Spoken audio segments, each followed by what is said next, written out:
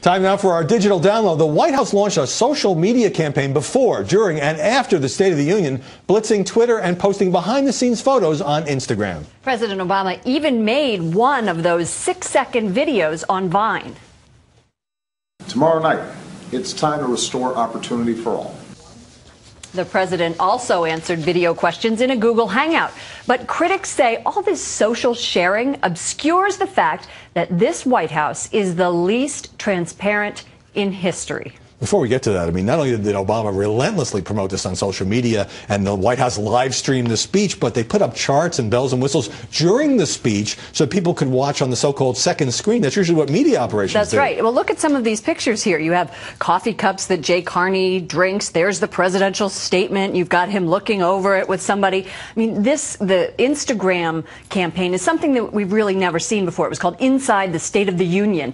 And the problem is with all this kind of behind the scenes White House pushed out media is that the regular media believes, and the Committee to Protect Journalists believe, that the media are not getting a fair shake. Well, first of all, the White House doesn't have a monopoly on this. The Republicans also use social media. In fact, wasn't it Speaker John Boehner? It was. He also did a 6-second Vine.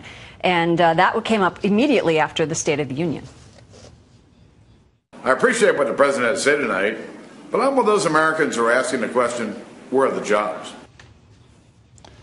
Okay, so there's no question that the White House, and the press is up in arms about this, has limited access to beat reporters and photographers, and this is a real problem. But that doesn't mean that the White House shouldn't, and the administration shouldn't use all the social media tools to put its message. It's like saying in 1960, oh, they shouldn't go on TV. No, that's not true.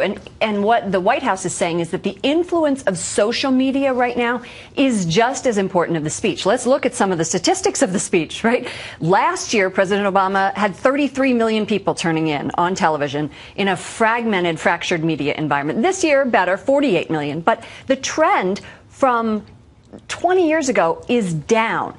And okay, it's not as interesting because new ground isn't really broken. This is constitutionally mandated. Okay, well, when the president, after the speech, goes on Google Hangout and answers questions from ordinary citizens, I mean, I think reporters resent that a little bit. But why is it a bad thing? I mean, he's taking questions from Americans. I'm not saying it's a bad thing. No, I'm just saying rhetorically.